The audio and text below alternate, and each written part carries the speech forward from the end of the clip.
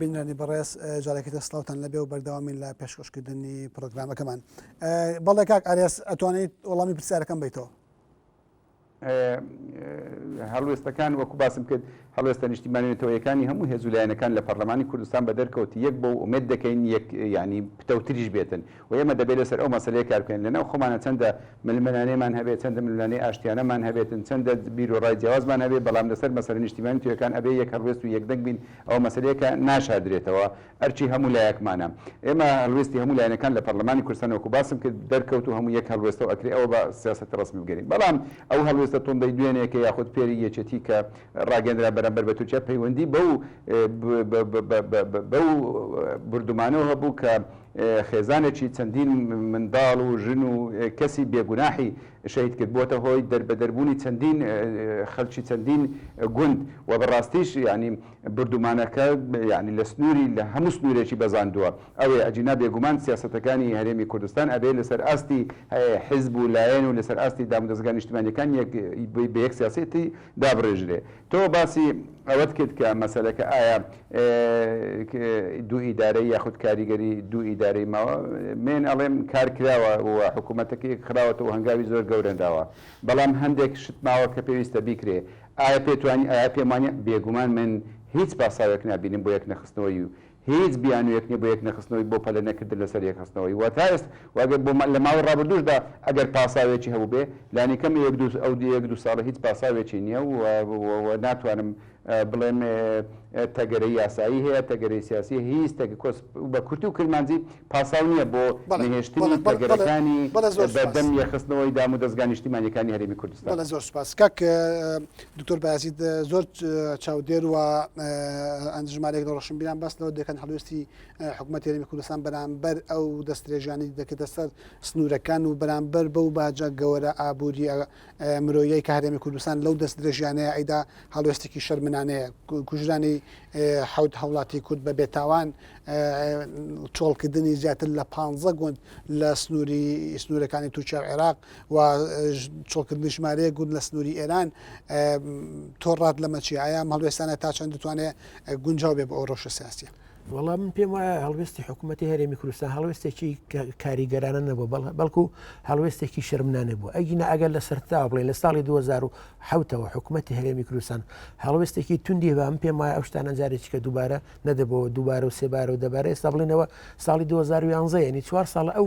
بردومانە بەردەوامە بەڵام حکوومەتی هەرێمی کوردستان وەک پێویستنی هەڵوێستێکی وای نەبووە یا تون بیان فشار بخاتە سەر حکوومەتی عێراقی باوکم حکوومەت ئێستا بڵێن کو باسم لە بەغا ڕێی جمهور کوردە وەزیری خارجیە کوردە وەزیری خارجی هەر وڵاتێک چاوی ئەو وڵاتەیە ئەو کەناڵی ئەوەیە دیبلۆماسیەکەەوە لەگەڵ ئەو وڵاتانەکە بوو تا ئێستا دایان جاریانی سەفیری تورکیا و عێراقیان ئێرانیان بان کردبا و ئەوە پرۆتستۆیان کردباکەوە بۆچی ئەو دوو وڵاتانە واز لە عێراقنان و عێراق معدل هەمیشە کوردستانی هەرێمی کوردستانی عێراق بردومان دەکەن من پێم وایە ئێستا شتێکی کەشە ئەویش معادلێکی نێودەوڵەتیە لەوانەیە بڵێن ڕژێمی سووریا بگۆڕێ کە ڕژێمی سووریا بگۆڕێ لە سووریاش ملیۆنی و کورتەیە تا ئێستا لە مەفەکانیان بێبەش کراون بێگومان ئەو کوردانش دەکەونە سەر سنووری تورکیاوە و ئەبێ لە دوو لاوات سنووری تورکیا کوردی لە دەبێ هەم کوردی سووریا و هەم کوردی عێراقیش من پێم وایە دانەوێت بۆ بردومانانش کوردی عێراق چاوترچێنکەن و بۆی چیتر داوای مافی یان مافی زیادیان پشتگیری کوردەکانی تورکیانەکەیان ئەوانەی ئێران نەکە بۆی مافەکانی خۆیان بەدەستبێن ئەوەی لە ڕۆژگاری ئەمڕۆیان ڕاستە کۆمەڵە یاسای نێودەوڵەتی هەیە و پەیوەندی نێوان وڵاتان و پەیوەندی سیاسەکان و ئاسایشی سنوورەکانی وڵاتان ڕێگەخا بەڵام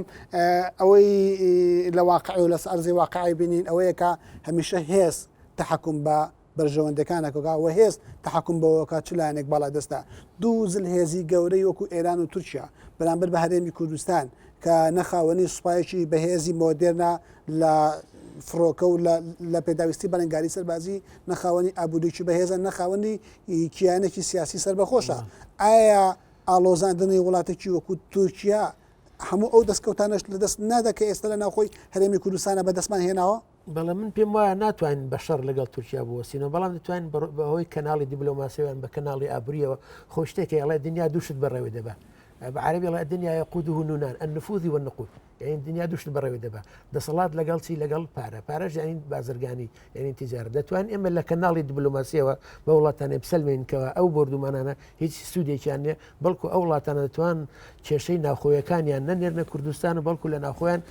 بەڵام چۆن دەتوانێت پێی بسەلمێنی لە کاتێکە ئەو بەزەبری هێز تەعاملەکە بە منطقی هێز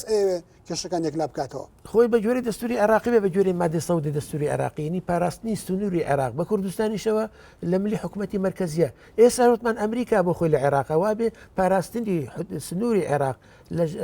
ئەمریکا لێ بەرپرسیارە بەڵام بەداخەوە ئەمریکا قسە ناکە ئەمریکا بۆ ئێران قسە دەکات بەڵام بۆ تورکیا قسە ناکات چووکە تورکیا لە حیلفی ناتوێ بێگومان بەرژەوەندەکانیش و بەرژەوەندی ئەو زلهێزانە وایان کردوکەوە کوردستان ببێتە ئەو قوربانێکەوە بەرژەوەندی ئەو زلهێزانە هەروای بێزگە لە کۆتایی ساڵی 2011 ئەمریکاش دەکشێتەوە کە ئەمریکا بکشێتەوە لە عێراق بێگومان فەراقێکی ئەمنی دروست دەبێت کە فەراغشی ئەمنی دروست بێ لەوانەیە بڵێن ئێران بێتە ناو عێراقەوە بۆیکەوە عەرەبە شیعەکان بپارێزی یا بڵێن سعودی وڵاتانە بێن سونەکان بپارێزن یا تورکیا دیسان بێتەوە بۆ تورکمانەکان بێگومان ئەم جارێشان کوردیان لاوێن بێتەوە قوربانی قەرنی 21ەم. بەڵێ زۆر سوپاس. کاک ئارێز سیاسەتمەداری ناسراوی کورد دکتۆر محمود عوسمان ئەڵێت بێ هەڵوێستی حکوومەتی هەرێمی کوردستان و بێ هەڵوێستی حکوومەتی عێراق وای کردووەکە بەردەوام زمینەی بۆ دەستێوەردانی تورکیا و ئێران خۆش کردووە تۆڵێکی من ئەڵێم بێ هەڵوێستی نییە هەڵوێست هەیە بەڵام بارودۆخی عراق بە پێکاتەی حکوومەتی عراقی ململانێت تایفی و سیاسەکانی عراق شێوەی پێکاتنی حکوومەتی عراقی بوونی گرفتی گەورە لە نێوان هەرێمی کوردستان لەن عراق هەموو بێگومانەوانە هەموو ڕێخۆشکردن بەڵام تۆ خۆت باسەکەی ئەڵەی هێز بێگومان ئێمە لە هەموو حاڵەتێکدا ئەتوانین بەرگری لە خۆمان بکەین ئەتوانین بەرگری لە مافەڕاوەکانی خۆمان بکەین و ئەتوانین وەڵامی خۆشمان هەبێتن بەڵام کاتێک کە دێتێت بەرا هێز مەسەلەکە هێزی ئێمە هێزی ئابووریمان هێزی سەربازیمان هێزی ئەوانەوە ناکرێت بە هێزی ئەو وڵاتانە بەراورد بکەین ئەو لەلایەکی تری وەکو باسمان کرد شەڕەکە تەنیا هی ئێمە و هی ئەو وڵاتانە نییە شەڕەکە هی عراق و هی ئەو وڵاتانی شەڕەکە هی ئەمریکا ئەو وڵاتانەیە لەبەر ئەو مەسەلەیە پێویستە بە هەندی وەربگرین و وەکو خۆی مەسەلەکان لەبەرچاو بکەین ئەوە لەلایەکی تر کاک ئومێد لەبیر مەکە ئێمە ئەڵێن هیچ پاساوێک نییە بۆ بردومانکردنی ناوچە سنووریەکانی ئامێدی و برادۆست و پشدەر و ناودەشت لەلایەن تورکیاوە و هیچ پاساوێک نییە بۆ تۆپبارانکردنی هەمان ئەو ناوچەکانی خواکوڕک و برادۆست و پشدەر و ناودەشت لەلایەن تۆپخانەکانی ئێرانەوە پاساوێک نییە بەڵام ئەوان قسەیەکەکەن ئەڵێن لەوێەوە پەلاماری ئێمە ئەدرێ ئەڵێن لەوە هێرشەکرێتە سەر ئێمە یعنی ئەوان بە بیانوو کە من ئەڵم بیانوویەکی بێ بیانووە چکە ئەو هێرش و پەلامارانەی ئەوانە درێن لەوێشە درێن لە ناو داخلی تورکیا شەر هەیە و لە ناو داخلی ئێرانی شەر هەیە بەڵام پاساوەکەی ئەوان ئەوەیە بەداخەوە وەکو باسم کرد ینی مەسەلەکە گرفتەکە گەورەیە بۆ نمونە ئێستا باسی پاراستنی سنوورەکەین ئێمە چۆن هێزێک بنێرینە قەندیل بە چ شێوەیەکە توانی هێز بنێر یاخود ئێستا ئایا کرێ ئێمە داوای هێزی عراقی بکەین وەرە هێزی عراقی جایشتر بێتەوە بینێرینەوە قەندیل ینی ڕوبەڕووی چ گرفتێکە بینەوە ینی هەندێک شتێ با ئێمە وەکو خۆی ببینین گرفتەکانمان گەورن ئێمە لەسەرێک هەندێک هێز هەن کە لە ناو هەرێمی کوردستان یاخود لە ناوچە سنووریەکانی هەرێمی کوردستان هەن ئەوانە بەبێ مۆڵەتی حکوومەتی هەرێمی کوردستان لەوێن و بەبێ ڕەچاوکردنی بەرژەوەندی هەرێمی کوردستانیش لەوێن بەڵام ئەو هێزانش هێزی کوردن و ئەوانە داوا و داخوازی خۆیان هەیە گوتم بەبێ مۆڵەت و بەبێ ڕەزامەندی و هێزی نایاساین بەڵام ئایا لە ڕابردوشدا ئێمە شەڕمان بۆ لەگەڵ ئەوانە ئایا ئەو شەڕا هیچی لێ بەدەست هات ئایا دیسان شەڕکردنەوە لێ بەدەست دێ ینی وەکو دەڵێ ئێمە ئەو مەسەلانە ئەو مەسەلەیەکی ئالۆزە بەڕاستی ئەبێ بە وردی بە زەڕەبین بەڵام باش کاک ئارەز ئەگەر قسە لەسەر کەناڵی دیبلۆماسی بکەین لە دنیاە یەکێک لەو ڕێگایانەی کە لە کەناڵێکی دیبلۆماسی گرنگە و هەموو نەشاتە دیبلۆماسیەکانی وڵاتێکی تیا بەڕێوە بێ ئەو نوێنەرایەتیانەیە کە لە دەرەوە هەیەی بۆ فشارخستنە سەر هەر وڵاتێک بۆ هەر ئەنجامدانی هەر چالاکێکی دیبلۆماسی و پەیداکردنی دۆست حکوومەتی هەرێمی کوردستان لە کۆمەڵی دەوڵەتی گرنگی دنیاە نوێنەرایەتی لە ئەمریکایەتی لە بریتانیاتی لە فەڕەنسا لە کۆمەڵی وڵاتی دنیا هەیەی بەڵام ئێمە لە هیچ کاتێک لە نوێنەرایەتی نەبیاننامەیەکمان بینیەوە نە قسێکمان بینیەوە لەسەر ئەم تۆبارانە ئەمە گومانە خاتە سەرەوەی کە لە بنەڕەتە سیاسەتی سەکرداتی هەرێمی کوردستان بۆ ڕوبەڕووبوونی ئەو وڵاتانە سیاسەتێکی جدی نیە بەڵکو بۆ مامەڵەکردن لەگەڵ ڕایگەشتی ناو خۆیەکە بەیاننامەیەک دەرەکەن من پێم وابێ هەوڵی دیبلۆماسی زۆر درای هەندێک لە هەوڵە دیبلۆماسیەکان ئەزانڕێ و هەندێک نازانین ومێد دەکەم کەناڵەکەتان بە دوای ئەو مەسەلەیەداچی بە دڵنیاییەوە هەوڵی زۆر درایە و من نازانم بەڕاستی وەزارەتی دەرەوەی عراقی و نوێنەرایەتی حکوومەتی یاریمی کوردستان بۆچی ڕوونکردنەوەدەن ئەوە بێ خۆ لە خۆیان پرسیار بکەێت بەڵام ئەوەندەی من ئاگادارم و ئەوەندەی لە ناوەندی بڕیاری سیاسیلانی کەم هی حیزبەکەی خۆم ئاگادارم هەوڵی زۆر درا و زۆر قسە و هەندێک هەوڵ درراوە بە ئاشکران و هەندێک هەوڵیش درراوە یاخود هەندێک کەناڵیەوە پەیوەندی کراوە کە ڕەنگە هی باسکردن نەبێ یاخود ئەوە نەکرێتن ئەو بە دڵنیاییەوە لە هەوڵداین و هەوڵی زۆریش درراوە بەڵام بە شتێک با پێ بڵێم تۆ لە بیدایەتەوە پرسیارێکت کرد ئەڵێن ئایا ڕێککەوتنامەیەک هەیە لە نێوانی هەرێمی کوردستان یاخود حیزبەکان لە نێوان ئێران و لە نێوان لەو پرسیارانە کاک ئارێس بەڵێ من دەمەوێت هەڵبەتە ویستم دواتر لەو پرسیارە بکەم بەڵام بادەم هێنا پرسیارەکەت لێکم ئۆکرێ وەڵام بدەیتەوە ئەوی شەوەیەکە لە ناو هەندێک دەستگای سیاسی وڵاتانی ناوچەکەەوە بۆ نمونە هەندێک لە بە پرسیاری ئێران ئاماژیان بۆ کردووە کە بە شێوەیەک لە شێوەکان ڕزامەندی حکوومەتی هەرێمی کوردستان وەرگیراوە بۆ تەعاملکردن لەگەڵ پشاکە بەو شێوەیە و لە هەندێک دەنگۆی دیبلۆماسی و ئاشکرابوونی هەندێک لە بەڵگەنامەکانی نووسینگی حکوومەتی هەرێمی کوردستان لە تاران کۆمەڵێکشی لەو شێوەیە دەرچوو لەسەر ئەساسیەوە ئەو ڕۆشنای ئەو معلوماتانەی کە لە بەردەستی خەڵکو و ناوەندی ئەعلامیەکانە هەیە ئەم پرسیارە دێتە پێشەوە ئایا هیچ جۆرە ڕێکەوتنێکی ژێربەژێری هیچ جۆرە حاڵەتێکی لەو شێوەیە لە بینی حکوومەتی هەرێمی کوردستان و ئەو وڵاتانەیە هەیە من بە پێی زانیاریەکان بە هیچ شێوەیەک ئەو شتانە ڕاست نیە هیچ جۆرە ڕێککەوتنێک نییە لە داخل لە ناو ئێران چۆن مامەلە لەگەڵ پەژاکەکە کەیفی خۆیەتی لە ناو تورکیا چۆن لەگە پەکا کەیفی خۆیەتی بەڵام بۆ هاتنە ناو هەرێمی کوردستان هیچ جۆرە ڕێککەوتنێک نییە لەو مەسلەیە دڵنیا بن چکە ئەو مەسلەیەکی نیشتیمانی مەسلەیەکی ئینسانی گەورەیە بەڵام ئەمەیە قسێ بکەم تۆ کاتێک ئەو گومانە هەیە لە هەمان شت لەلایەن دەوڵەتانی دەوروبەر لەلایەن ئێرانەوە لەلایەن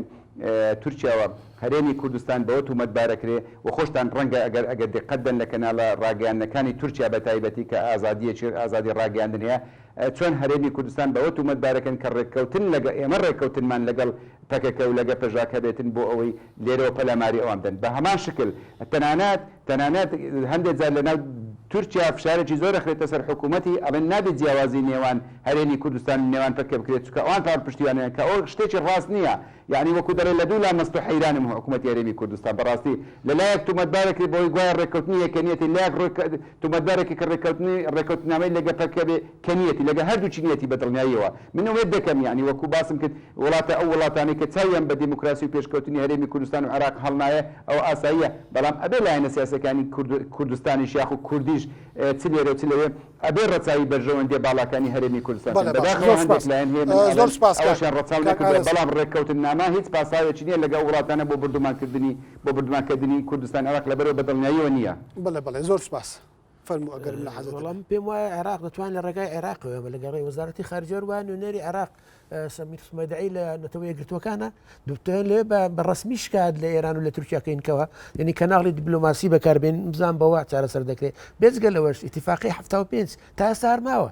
بە جۆری ئیتیفاقی 75 ئەو وڵاتانە وەکو من ئاگام لێ بوانەیە بستە ناو سنوورەکانەوە شتێکی خراپە دەبوو تا ئێستا ئێمە هەوڵماندا ئیتیفاقی 75 بێجگە لەوەش ئیتیفاقێکی ساڵی 1994 شتاکان کراوە تورکیا لەگەڵ عێراق کە بڵێن بوانە ببێنە ناوخاکێکەوە بەڵام ئەوانە هیچی پاساونین بۆیکەوە نە سوپای ئێران نە سوپای تورکیا بێن بردومانی کوردستان کە بە تۆپوتایرە ئەو خەڵکە ئاوارەکەن و خەڵک کوژنەوە هیچ پاساوێکی دکتۆر بەیازید با من ئەمەیە قسێکی تر لێ بپرسم لەسەر زۆربەی ئەو ڕۆژە سیاسیانی کە لە هەرێمی کوردستان هەیەتە پێشەوە هێزی ئۆپۆزیسیۆن لە کوردستان و بەتایبەت بزودنەوەی گۆڕان لەژێر ئەو ناوەی کە ئێمە لە دەسەڵات دانین و خاوەنی بڕیارنین مامەڵێکی تر لەگەڵ ڕۆژەکەیەکە و بە شێوەیەکی تر تەعاملەکە بەڵام لانێکم بزودنەوەی گۆڕان هێزێکی جەماوەری و ئەتوانێت جەماوەر بهێنێتە سەرجادە بۆ لە خۆپیشاندانەکان دژی گەندەڵی و دژی کۆمەڵێ پرسی دیکە کە بەلای خەڵکەوە گرنگە و کەم و کوڕی ناو ئەزمموی حکومڕانی کوردیە ژمارەی زۆر لە خەڵک دێتە سەرجادا لە ڕانگرانی بزودنەوەی گۆڕان و ئامادەیە خۆپیشاندان ئەم مەسەلە لەساسکە بۆ کوشتنی هاوڵاتی کورد بێتاوان حوت هاوڵاتی سیڤیلی کورد بزودنەوەی گۆڕان خەڵک نانێتە سەرجادا بۆ ئاوارەبوونی 15 گوندی حدودەکان و ژمارەیە گوندی دیکە لە سنووری ئێران بزودنەوەی گۆڕان جەماوەری خۆی ناکاتە کار بە جەماوەریش نەبێ بێزگەلەوە ئێستا من نوێنەری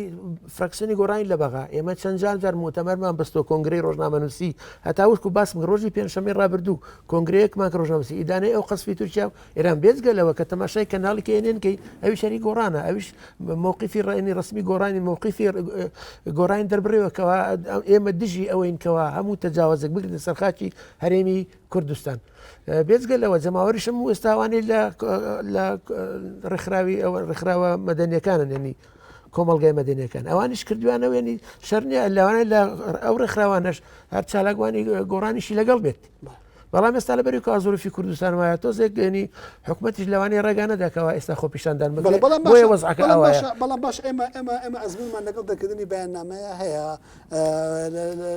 لە ئەزمموی حکومڕانی کوردی و هەتا ئێستا بۆ ئۆپۆزیسیۆن دەسەڵاتە بەسەر هەموو مۆزوعەکان بە ژمارە بەیاننامەمان پێشانەدن و بۆمان دەرەکەن بەبێەوەی کاریگەرێکی ڕاستەخۆ لەسەر ڕۆژە شاسێکە هەبێ بەقەدەوەی لە ڕۆژگاری ئەمڕۆیە هێزی جەماوەری و خۆپیشاندان دەتوانێت کاریگەری هەبێت لەسەر ڕایناوچەکە و ڕایز وڵاتان و ڕایناوخۆی هەرێمی کوردستانیش بۆ ئێوە تەنها بە بەیاننامە ئیکتیفاکەن بەیاننامە ئیکتیفامان نەکردووە بەڵکو کە تەماشاکەی کەناڵەکانی گۆڕانیش کەێنێن هەمیشە باسی ئەو تەجاوزانەی کردو و زیاتر لە هەموو کەناڵەکاتر گرنگی بەوە داوە بێزگەلۆ ئێمەش لە بەغاین تەمەەن پەرلەمانتار ئەوەیە تەقریبا بڵێن چاوێکی فراکسیۆنی گۆڕان لە بەغا لەوێ تا ئەومان کردو وەکو باسم کردکەوە کۆنگرەی ڕۆژنامەنووسی و بۆ میدیاکان قسەمان کردو باسمان کردوکەوە ئەو تەجاوزانێکەوە تورکیا ئێرانێکا شتێکی خراپە و زیان بە بەرژەوەندی کوردەگەینە بێزگەلەوە ئێمە قیناکە لە کوردستان ئۆپۆزیسیۆن بەڵام بۆ مەسەلا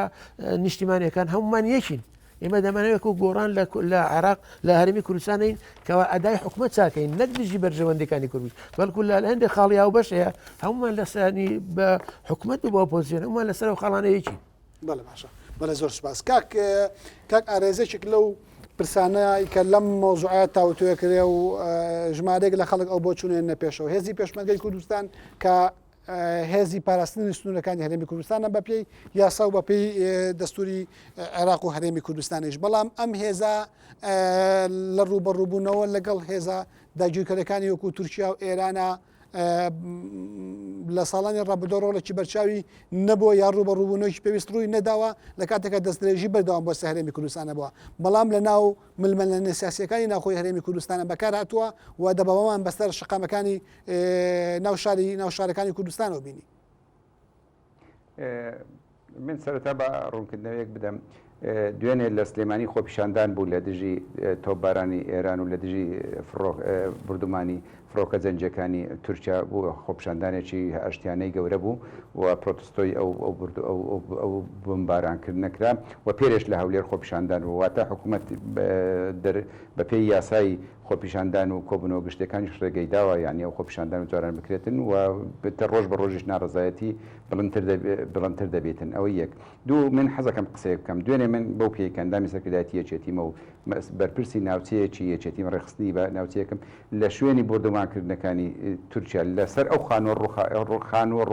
خانوو ڕووخاوی هاوڵاتیەک کە پاریش لە مانجی حەوت بووە بزانم تەخت کرا دووبارە دروستی کردبوو دیسان ڕوخێندراوە من لەوێ داوام لە حکوومەتی عراق کردەوە داوام کردووە کە ئەو کێشەیە نەک تەنیا بەوەندە لێ بگەڕن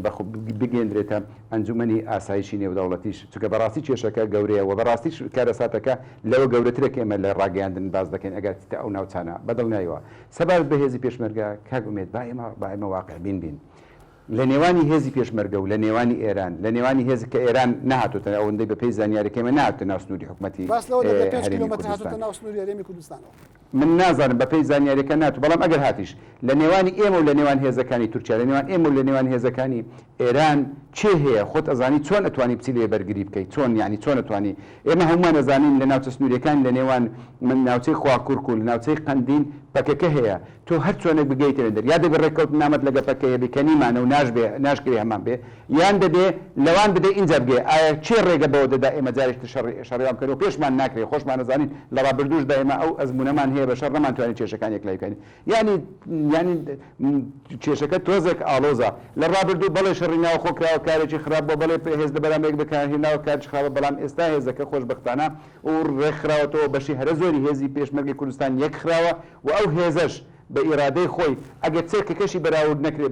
بەچەکی دوژبنانی بە یاخود بەچەکی وڵاتانی دەرودراوسەی بەڵام ئیرادەی بەڵام بەرگری لە ماف زۆر زۆرە ومێت دەکەین نەگەیت نەگاتە کار نەگاتە ئەو ڕۆژەی بەڵام کە گارگەیشتە ئەو ڕۆژەی چۆن ئێمە بەرگەی چینیا بارانمان گرت چۆن ئێمە بەرگەی ئەنفالمان گرت ئەکید بەرگەی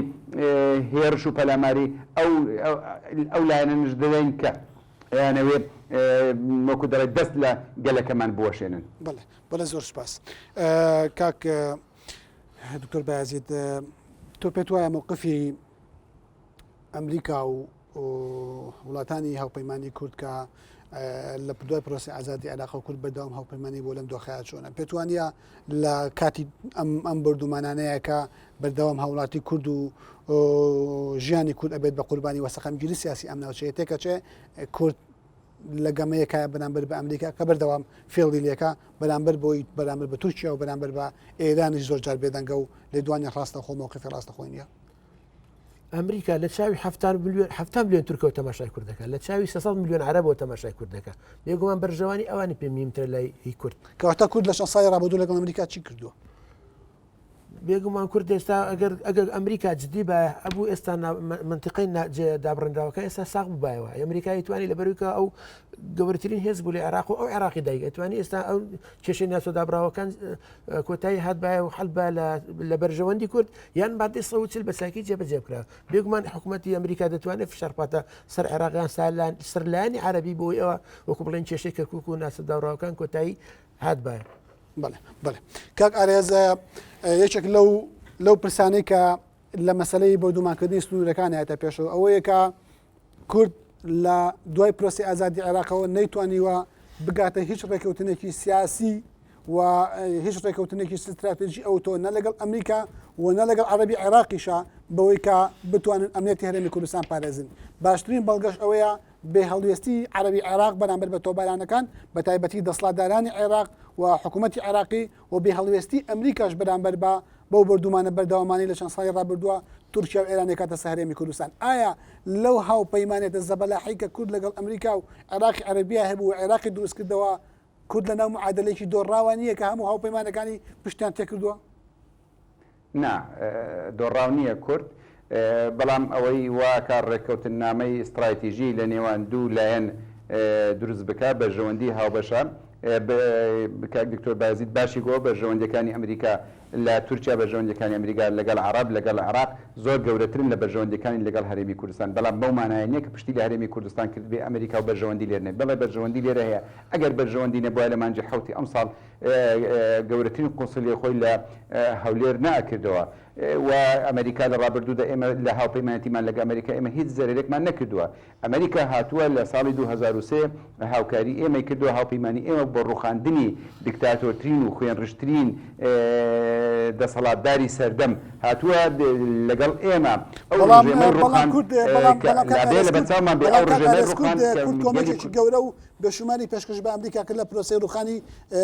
عێراقا و دەوڵەتی عێراقی بنیات نایەوە و لە هەمان کاتیشان لە ڕۆژ دەکات تەواوی عێراق دۆزەخ بوو بۆ ئەمریکیەکان تاکە شوێنێکی ئارام و پەناگەیەکە بێ هەرێمی کوردستان بوو کە سەربازی ئەمریکای تیان ناکوژا. ئایا ئەمە بەرامبەر بەچی؟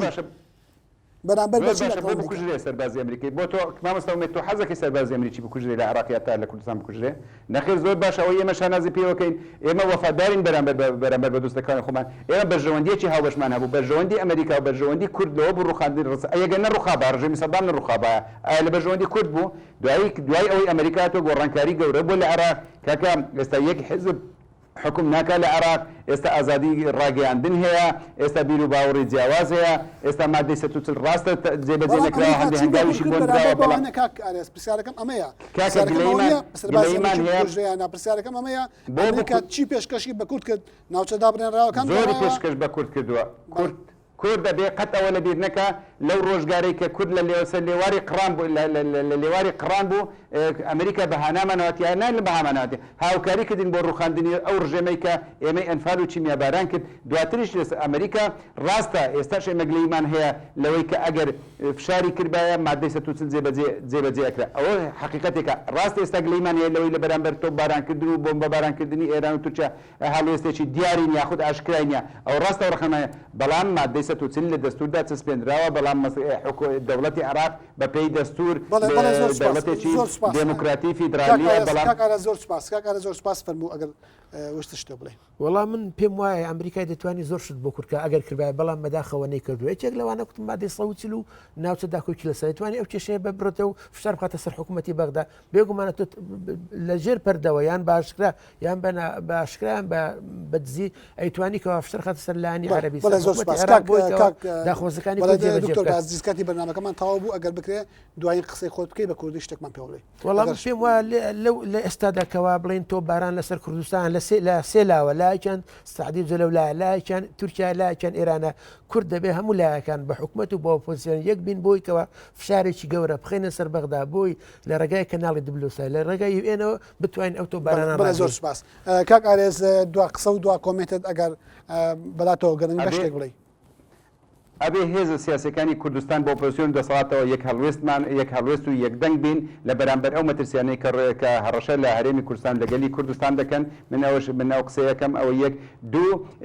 ئێمە ئەبێ وەکو دەڵێ بۆ هەر پێش هاتێکی خراپتر ئەبێ حکوومەت و میلەتەکەش خۆمان ئامادە بکەین و ئەبێ ئەو هەڕەشانە لە بەرچاو بگرین و لەسەریشمانە وەکو دەڵێ بە شێوازی جیاواز و بە کەنالی جیاواز هەوڵ بین ئەو مەترسیانە یاخود ئەو هەڕەشانەی کە هەیە لە خۆمان دوورکەینەوە دڵنیاش بن و خەڵکیش دڵنیاکەینەوە کە هێزە سیاسەکانی کوردستان کە گەلی کوردستان کە حکوومەتی هەرێمی کوردستان بەشی ئەوە کاتی لە دەستدایە کە لە هەموو ئالوکاتێکدا بەرگری لە خۆ بکات و فشارەکان ئاوەژوو بکاتەوە. بەڵێ زۆر سپاس بەڵێ بینانی بەڕێزەوە گوێتان لە گفتوگۆکردن بوو لەسەر ڕۆژی ئاسایشی سنوورەکانی هەرێمی کوردستان بە میوانداری هەرێک لە بەڕێزان دکتۆر بایزید حەسەن ئەندامی ئەنجومەنی نوێنەرانی عێراق لەسەر دەستی هاوپەیمانی و زۆر سپاس و بەڕێز ئارێز عەبدوڵڵا ئەندامی سەکرتارێتی نیشتیمانی کوردستان کە